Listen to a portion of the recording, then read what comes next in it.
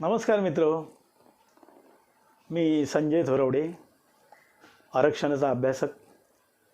मी माझा पहिला व्हिडिओ काही दिवसापूर्वी आपल्यासमोर घेऊन आलो होतो.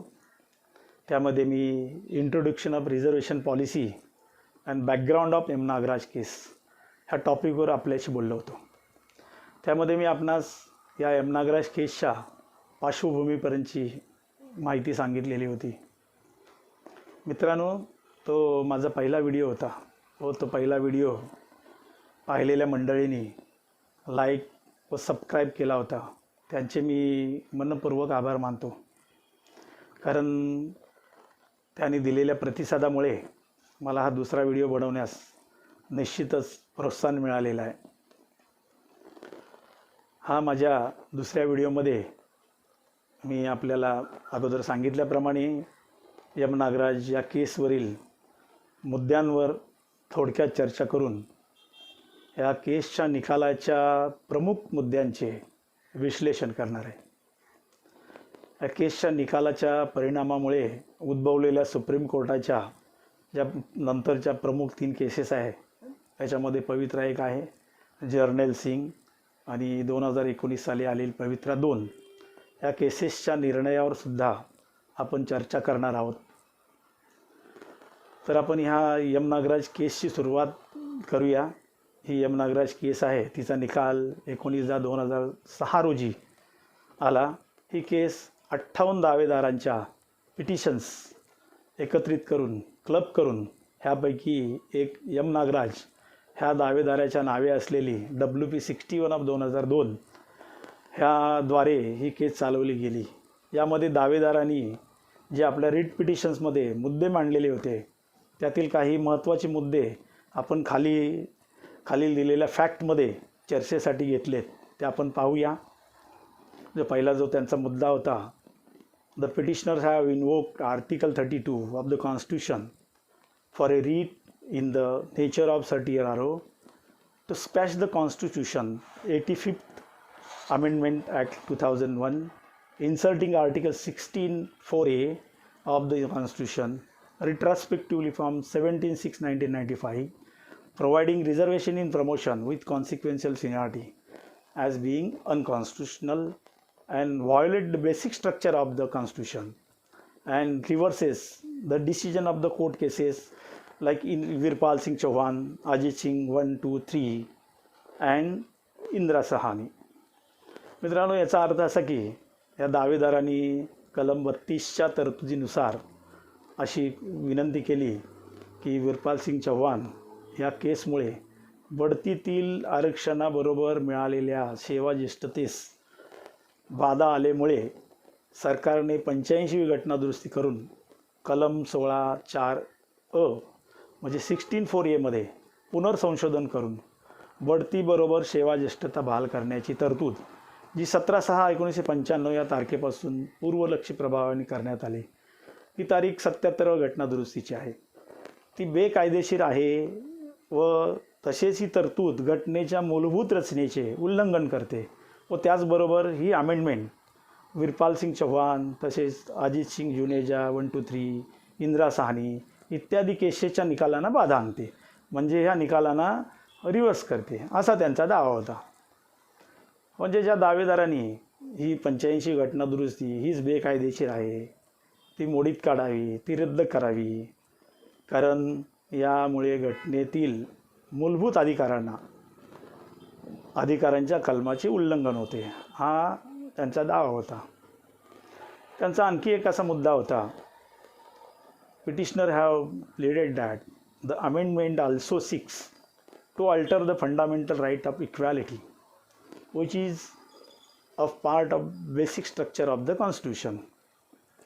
म्हणजे यांचं म्हणणं असं होतं की हा दावा केला की घटनादुरुस्तीने समानतेचा मूलभूत अधिकार बदलण्याचा प्रयत्न केला आहे व जो या घटनेच्या मूलभूत रचनेचा एक भाग आहे. म्हणजेच फंडामेंटल राईट ऑफ इक्वॅलिटी जो आहे त्याच्यामध्ये बदल होतो आहे आणि त्यांनी घटनेचं बेसिक स्ट्रक्चर बदललं जाते, असं त्यांचं हे म्हणणं होतं. त्याचबरोबर पुढच्या पॉईंटमध्ये ते असे म्हणत आहेत की by attaching consequential seniority to the accelerated promotion the इम्फ्यूज amendment violate equality in article 14 read with article 16(1). म्हणजेच ह्या जम्पिंग तत्वामुळे बढतीतील आरक्षण मिळाल्यानंतर त्याबरोबरची मिळणारी सेवा ज्येष्ठता देणारी घटना दुरुस्ती ही कलम 16(1) आणि 14 मधील जे समानतेचे मुद्दे आहेत त्याचे उल्लंघन करते. त्याच्यानंतर पुढचा त्यांचा मुद्दा असा होता, and further say that by providing reservation in the matter of promotion with consequential seniority, there is a impairment of efficiency. Moreover, Article 16(4) is not a fundamental right, but it is an enabling provision. म्हणजेच बढतीतील आरक्षणाबरोबर परिणामी सेवाज्येष्ठता कॉन्सिक्वेन्शियल seniority दिल्यामुळे प्रशासकीय कार्यक्षमतेमध्ये कमजोरी येते व कलम 16(4) मधील तरतूद ही मूलभूत अधिकार नसून सक्षम करण्याची तरतूद आहे. आणि त्यांचा हा एक शेवटचा मुद्दा होता की ह्या ज्या 58 दावेदारांनी त्यांचे पिटिशन्स बंचिंग करून सुप्रीम कोर्टामध्ये गेले होते, त्याच्यामध्ये मधील एक पिटिशन 527/2002 त्याच्यामध्ये एक ब्रॉड इश्यूज हा एक मुद्दा होता. तो जो मुद्दा आहे त्याच्यामध्ये त्यांचं म्हणणं असं होतं की 77वी घटना दुरुस्ती, 81वी, 82वी घटना दुरुस्ती, 85 ह्या 4ही घटना दुरुस्ती आहेत. त्यांची जी व्हॅलिडिटी आहे म्हणजे कायदेशीर वैधता व त्याचा सोयीस्कर लावलेला अर्थ इंटरप्रिटेशन व इम्प्लिमेंटेशन त्याची केलेली अंमलबजावणी व त्या अनुषंगाने घेतलेले पूर्वलक्षी प्रभावाने बढतीमधील संबंधातले निर्णय याच्या परिणामामुळे कोर्टाचे सगळे निर्णय रिव्हर्स होत आहेत. ह्या वरील चर्चा केलेल्या आपण फॅक्ट्समधील दाव्यांच्या अनुषंगाने दोन्ही पक्षकारांच्या वतीने रिस्पॉन्डंट पिटिशनर अँड रिस्पॉन्डंट यांच्या वतीने सिनियर काउन्सिल्सकडून आपापल्या पक्षकारांच्या बाजू मांडण्यात आल्या. त्यातील सर्व प्रमुख मुद्द्यांचे शीर्षक हेडिंग्स मी आता खाली देत आहे. त्यातील आर्ग्युमेंट जे आहेत त्याच्यावरती आपण आता चर्चा करणार नाही, त्यासाठी आपल्याला ती केस वाचावी लागेल. तर त्या मुद्द्यांचे शीर्षक जे आहेत, हेडिंग्ज आहेत, त्याचा मी आता खाली उल्लेख करणार आहे. 1 नंबरमध्ये standard of judicial review of constitutional amendment म्हणजे घटनात्मक सुधारणांच्या न्यायालयीन आढाव्याचे मानक, म्हणजे त्याचा लेखाजोखा करण्याची जी पद्धत होती त्याबद्दल चर्चा केली होती. 2 नंबर मुद्द्यांमध्ये is equality a part of the fundamental features for the basic structure of the constitution. याच्यामध्ये समानता हा मूलभूत वैशिष्ट्याचा किंवा घटनेच्या मूलभूत संरचनेचा भाग आहे का, हा त्याच्यामध्ये चर्चा होती. 3 नंबर मुद्द्यामध्ये working test in the matter of application of the doctrine of the basic structure म्हणजे मूलभूत रचनेचा सिद्धांत जो आहे त्याच्या वापरातल्या बाबतीतल्या चाचण्या घेतल्या गेल्या होत्या का, हा मुद्दा होता. त्याच्यानंतर 4 नंबर मुद्द्यामध्ये justice social economic and political is provided not only in part 4 directive principles but also in part 3 fundamental rights. म्हणजे न्याय हा सामाजिक, आर्थिक आणि राजकीय हा केवळ भाग 4मध्ये निर्देश तत्वावरतीच नाही, तर तो भाग 3मध्ये जो मूलभूत अधिकार आहे त्याच्यामध्ये देखील प्रदान केलेला आहे. 5 नंबरमध्ये इक्विटी, जस्टिस अँड मेरिट संभाग, न्याय व गुणवत्ता याच्यावर चर्चा होती. 6मध्ये रिझर्वेशन अँड अफर्मेटिव्ह ॲक्शन आरक्षण देतानाच्या होकारार्थी कृती. 7 जो होता त्याच्यामध्ये एक्सटेंट ऑफ रिझर्वेशन म्हणजे आरक्षण देण्याची मर्यादा याच्यामध्ये त्यांनी चर्चा केलेली होती. 8 नंबरमध्ये ketchup rule is a sed rule a constitutional requirement under article 16(4) म्हणजे हा कॅचअप रूल जो आहे जो अजित सिंग जुनेजाने आलेला होता, तो हा 16/4 अंतर्गत नियमांची घटनात्मक आवश्यकता आहे का. 9मध्ये स्कोप ऑफ इम्प्यूज अमेंडमेंट म्हणजे घटना दुरुस्तीच्या व्याप्तीबद्दल यांनी सखोल चर्चा केली होती. 10मध्ये वेदर इम्प्यूज constitutional amendment violate the principle of basic structure म्हणजे ह्या घटनात्मक दुरुस्त्यामुळे मूलभूत रचना जी आहे त्या तत्वांचं उल्लंघन करते का ही घटनात्मक दुरुस्ती. 11मध्ये role of enabling provision in the context of article 14 म्हणजे कलम 14च्या संदर्भामध्ये ज्या सक्षम तरतुदी करण्याची भूमिका काय आहे. 12 application of doctrine of guided power article 335 म्हणजे कलम 335मधले जे मार्गदर्शक शक्तींच्या सिद्धांताचा उपयोग केला गेला आहे का. आणि 13 टेस्ट टू जज the validity of the इम्प्यूज act म्हणजे कायद्याच्या वैधतेचा न्याय करण्यासाठीच्या चाचण्या म्हणजे या चाचण्या केल्या गेल्या का.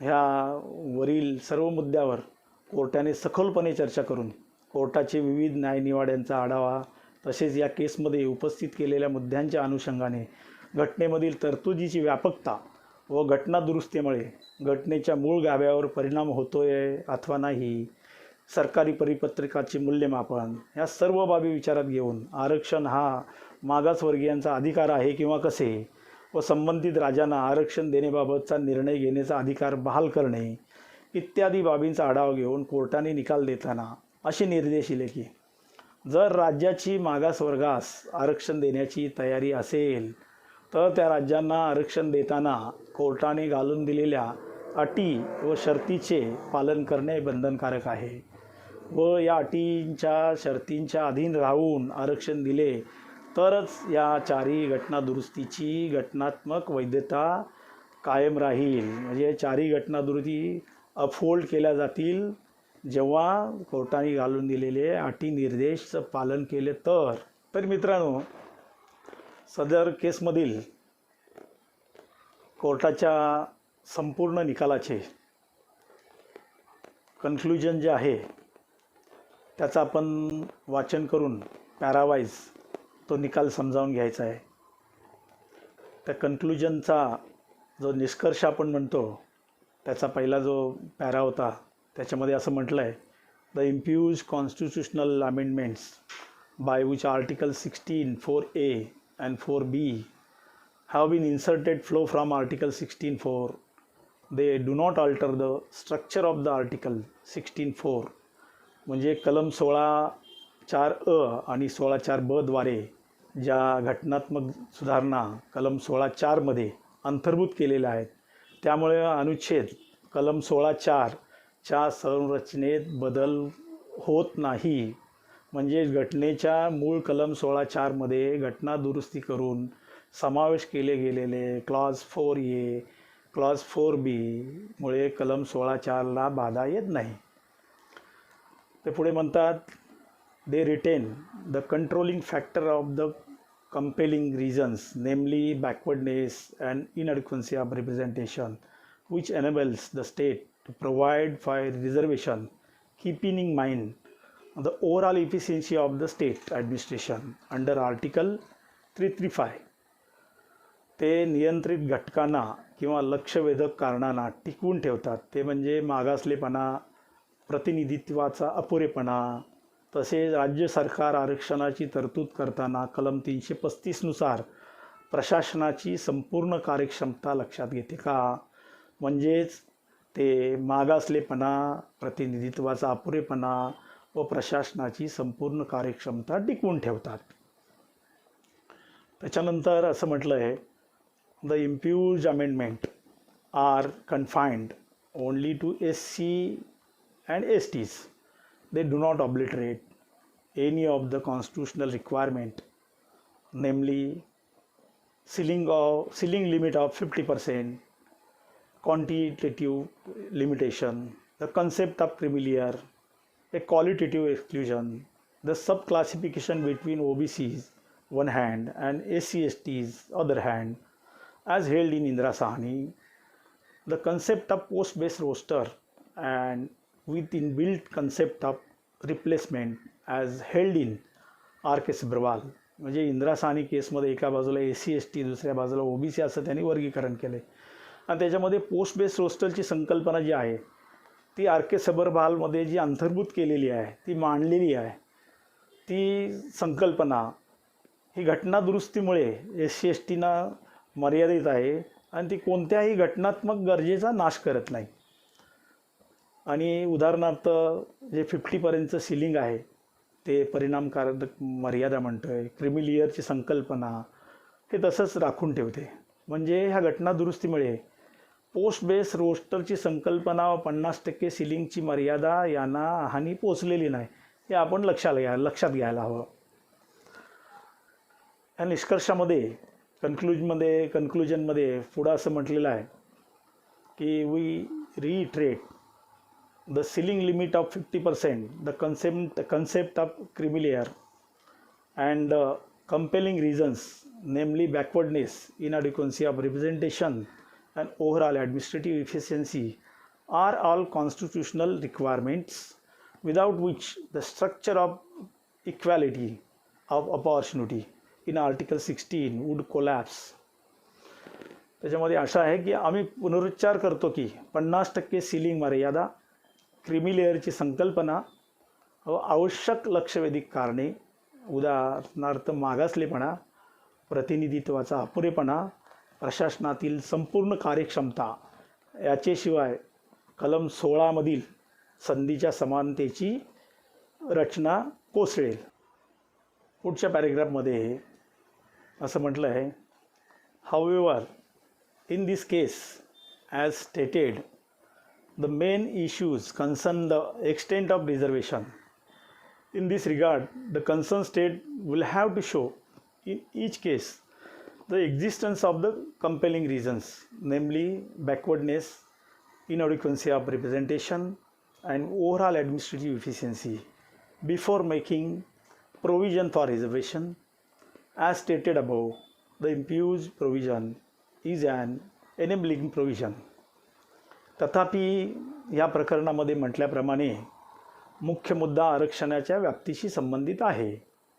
या संदर्भामध्ये संबंधित राज्याला आरक्षणाची तरतूद करण्यापूर्वी प्रत्येक बाबतीत सक्तीची कारणे जसे की मागासलेपणा, प्रतिनिधित्वाची कमतरता आणि एकूणच प्रशासकीय कार्यक्षमता याचे अस्तित्व दर्शवावं लागेल.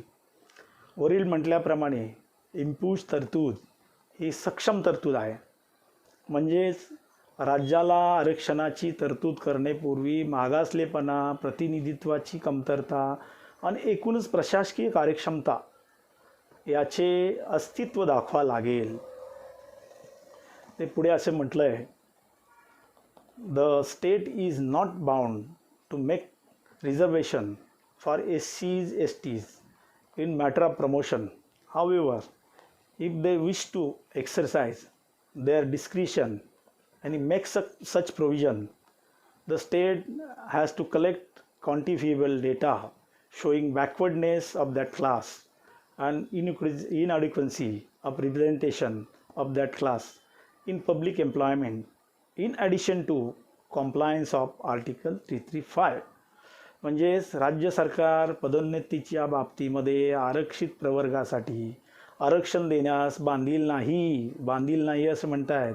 तथापि जर त्यांना त्यांच्या विवेकबुद्धीचा उपयोग करून अशी तरतूद करण्याची इच्छा असेल तर त्या राज्याला त्या वर्गाचा मागासलेपणा आणि सार्वजनिक रोजगारामध्ये त्या वर्गाचे अपुरे प्रतिनिधित्व दर्शवणारा प्रमाणित डेटा गोळा करावा लागेल.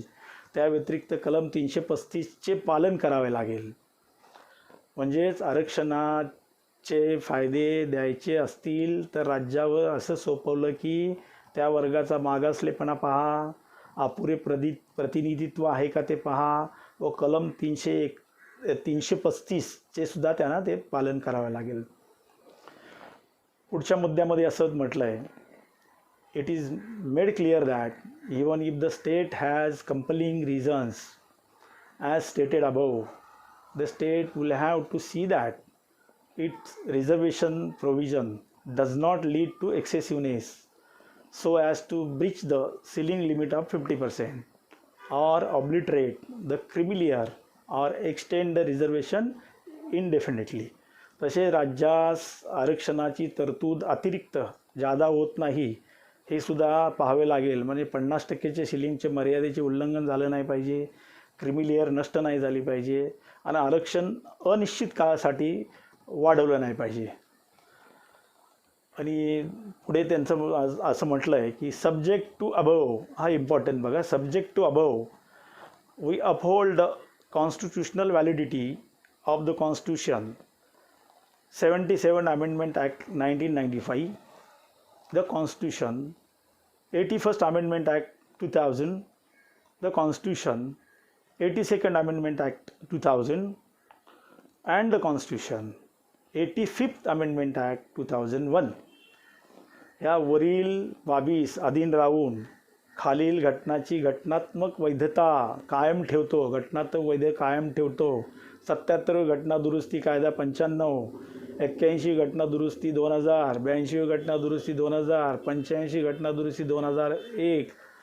ह्यात महत्त्वाचे म्हणजे 4ही घटना दुरुस्त्यांना कोर्टाने रद्द केलेले नाहीत. त्या बंधनकारक आहे, अटींचे पालन केले तर ह्या घटना दुरुस्ती अपहोल्ड केल्या गेलेल्या आहेत. शेवटी ते असे म्हणाले, we have not examine the validity of individual enactment of appropriate state, and that question will be gone into individual writ petition by the appropriate bench in accordance with law laid down by us in the present case. म्हणजे आम्ही वैयक्तिक राज्याची कायदेशीर वैधता तपासलेली नाही. वैयक्तिक writ याचिकेमध्ये सध्याच्या प्रकरणामध्ये आमच्याद्वारे घालून दिलेल्या कायद्यानुसार संबंधित खंडपीठातून प्रश्न विचारला जाईल. म्हणजे जी केस समोर येईल त्याचं बॅकग्राऊंड वेगळं असेल, त्याची इन्फॉर्मेशन वेगळी असेल, त्याप्रमाणे ते बांधील असेल. असं आपण कोर्टाचं पूर्ण ऑर्डर, जे कन्क्लुजन जे होतं ते आपण आत्ताच त्याचं सविस्तर त्याच्यावर चर्चा केली. ते मुद्दे पाहिजे मी परत रिपीट करतो. The state has to collect quantifiable data showing backwardness of the class, मागासलेपणाचा data, inadequacy of representation of that class in public employment, प्रतिनिधित्वाच्या कमतरतेचा data, overall administrative efficiency before making provision for reservation to compliance of article 335, एकूणच प्रशासकीय कार्यक्षमता याचे अस्तित्व, ह्या सगळ्या अटींची पूर्तता आरक्षण देण्यापूर्वी केलेल्या असल्यास सर्व 4ही घटना दुरुस्त्या 77, 81, 82 आणि महत्त्वाची 85 ह्या वैध ठरतील. तर मित्रांनो, अशी ही एम नागराज केसची माहिती मी आपणास दिलेली आहे. या सुप्रीम कोर्टच्या केसचा आधार घेऊन बऱ्याच राज्यांमध्ये जनरल कॅटेगरीच्या वर्गाने कॅट, सेंट्रल ॲडमिनिस्ट्रेटिव्ह ट्रिब्युनल व त्या राज्यांच्या स्टेट ॲडमिनिस्ट्रेटिव्ह ट्रिब्युनल, जसं महाराष्ट्रामध्ये मॅट आहे तसंच संबंधित राज्याच्या हायकोर्टमध्ये दावे दाखल केले होते व त्यामध्ये त्यांना यश प्राप्त झालं होतं. त्याचाच परिणाम असा झाला की मागासवर्गास बढतीमधील आरक्षण मिळण्यास अडथळे निर्माण झाले. तसेच काही ठिकाणी पदावन्नती, डिमोशनसुद्धा झालेलं आहे. काही ठिकाणी सेवाज्येष्ठतास बाधा आलेली आहे. तर काही राज्यांनी बढतीमधील आरक्षणसुद्धा थांबवलेलं आहे. अशा वेगवेगळ्या प्रकारचे परिणाम ह्या एम नागराज केसनी दिसून आलेले आहेत. ह्या केसच्या अनुषंगाने सुप्रीम कोर्टात महत्त्वाच्या याच्यानंतर 3 केसेस निकालात निघाल्या. त्यामध्ये पवित्रा एक आहे, त्याच्यानंतर जर्नल सिंग आहे, त्याच्यानंतरची जी अधिक महत्त्वाची केस आहे ती पवित्रा 2 ह्या केस आल्या व त्यांच्या निर्णयावर सुद्धा आपण पुढच्या भागामध्ये चर्चा करूया. तर मला वाटते आज आपण इथेच थांबूया व तिसऱ्या भागामध्ये वरील केसेसच्या निकालाचा आपण आढावा घेऊया.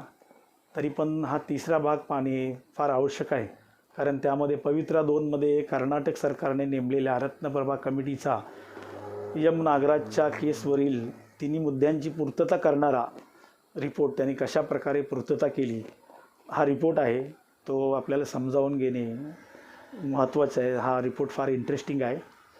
तरी आजचा सेशन मी इथेच थांबवतो. हा माझ्या दुसऱ्या भागाच्या व्हिडिओला आपणास इन्फॉर्मेटिव्ह वाटला असेल तर आपण जरूर लाईक, सबस्क्राईब व फॉरवर्ड करा व पुढील 3 भागची प्रतीक्षा आपण करावी. तो मी लवकरच अपलोड करणार आहे. या टॉपिकविषयी काय शंका असतील तर मला आपण जरूर कॉमेंट करू शकता.